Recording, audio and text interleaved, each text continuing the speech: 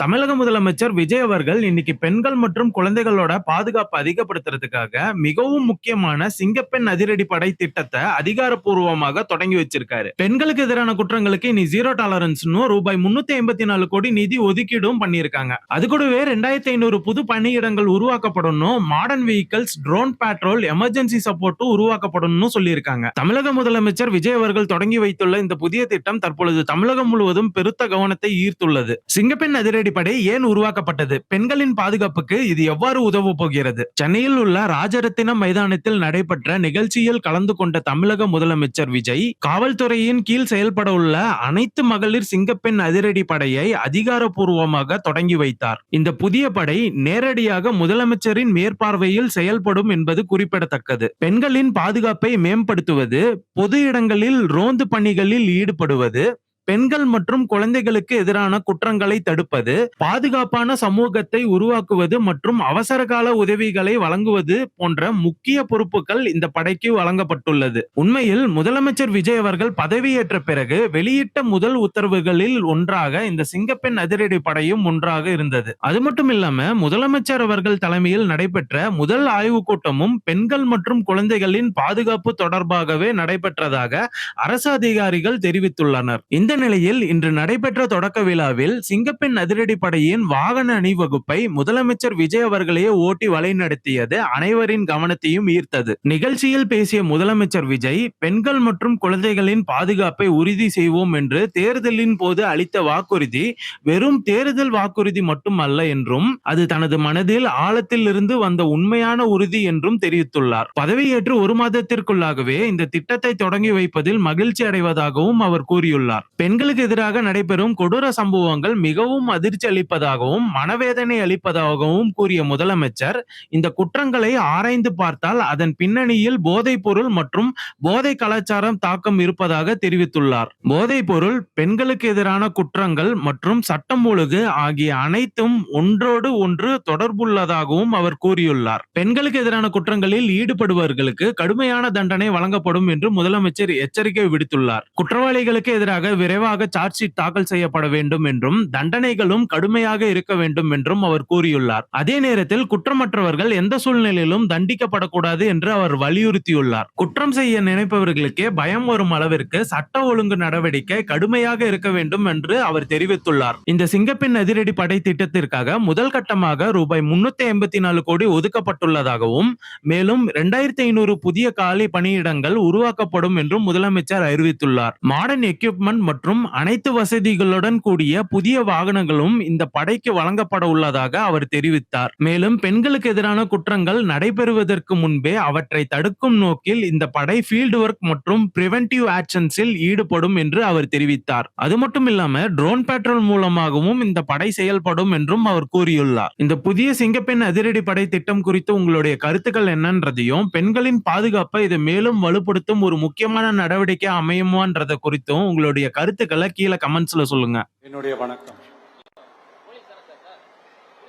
ஒரு சில நிகழ்ச்சி மட்டும்தான் மனசுக்கு ரொம்ப நெருக்கமா ஃபீல் பண்ணும்.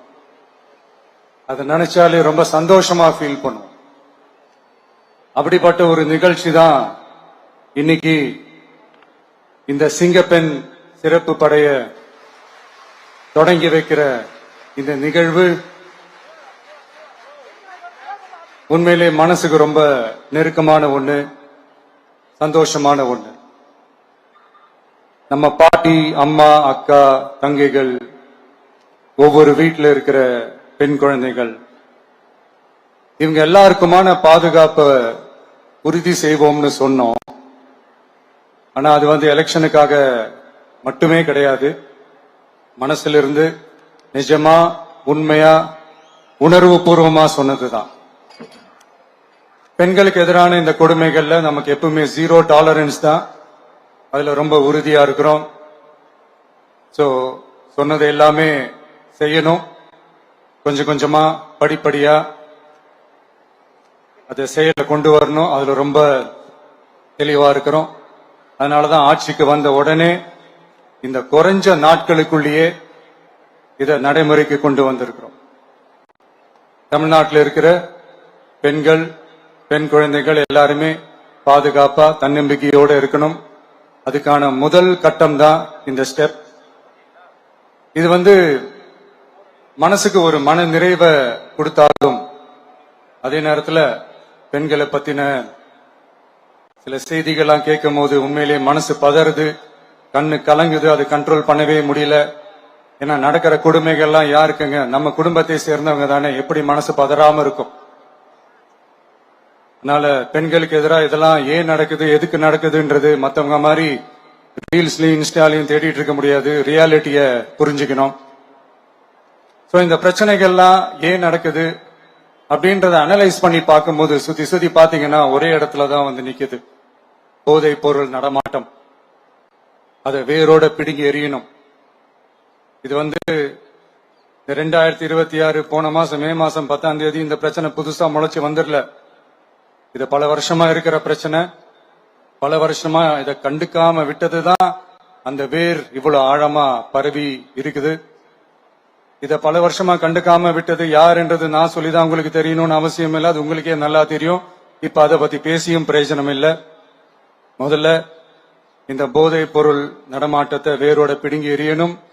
அப்படி எரிஞ்சாதான் இந்த பெண்களுக்கான இந்த சேஃப்டி ரொம்ப ஸ்ட்ராங் ஆகும். இது ரெண்டுமே ஸ்ட்ராங் ஆனாலே ஆட்டோமேட்டிக்கா சட்டம் ஒழுங்கும் சரியாகும். இந்த 3 விஷயம் சொன்னல, இந்த போதை பொருள் நடமாட்டம், பெண்களுக்கு எதிரான இந்த கொடுமை, இந்த சட்டம் ஒழுங்கு, இது 3மே ஒண்ணுக்கு ஒண்ணு இன்டர்லிங்க் தான். இதுவும் இப்ப புதுசா வந்த பிரச்சனை கிடையாது. பல வருஷமா இது இன்டர்லிங்க்டா தான் இருக்குது. இதெல்லாம் ஏன் எதுக்குன்றது இப்ப முக்கியம் இல்லை. இது எப்படி சரி செய்ய போறோம்ன்றதுதான் முக்கியம். பட் அதே நேரத்துல இன்னொன்னையும் நம்ம மனசுல எடுத்துக்கணும்.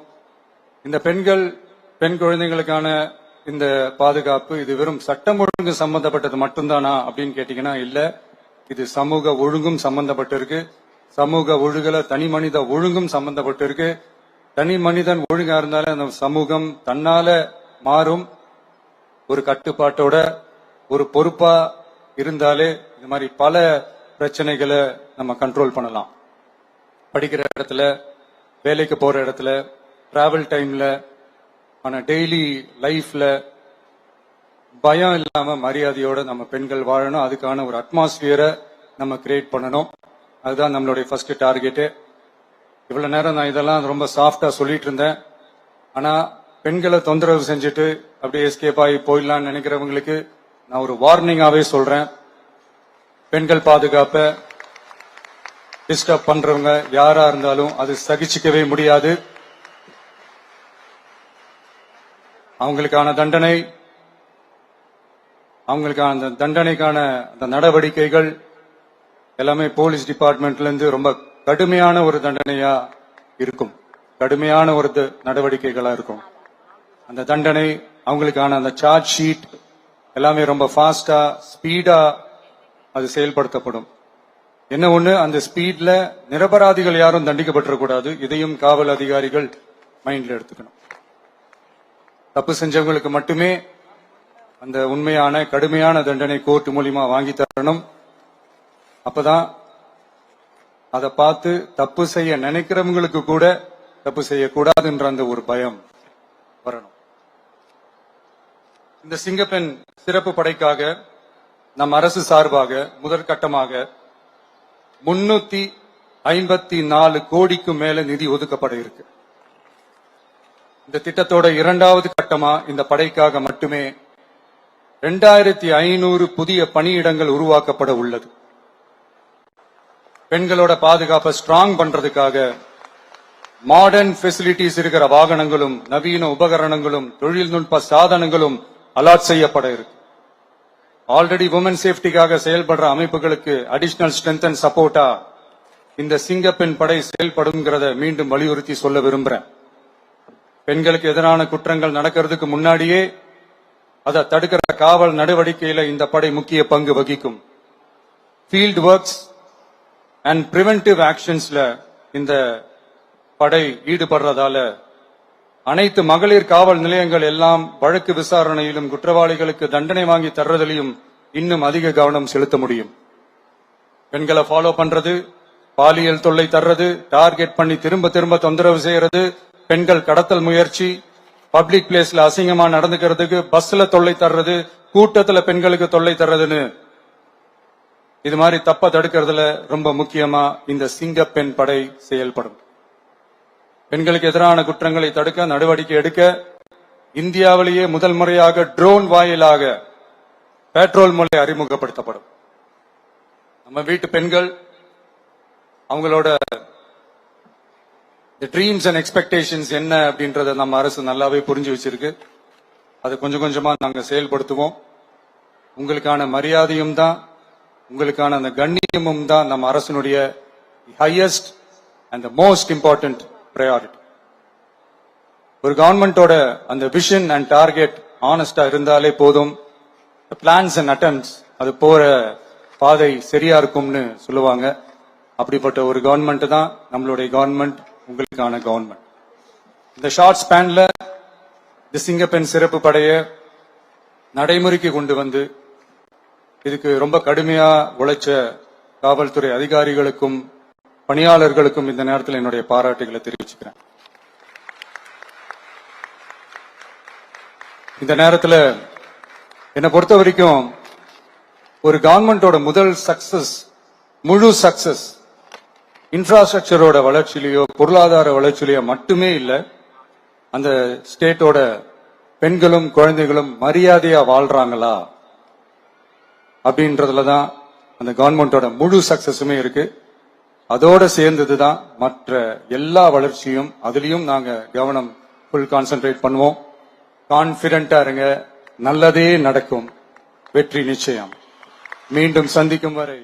இந்த மாதிரி அப்டேட்ஸ்க்கு voice out Tamizha YouTube channel and Instagram பேஜை ஃபாலோ பண்ணிக்கோங்க. தேங்க்யூ.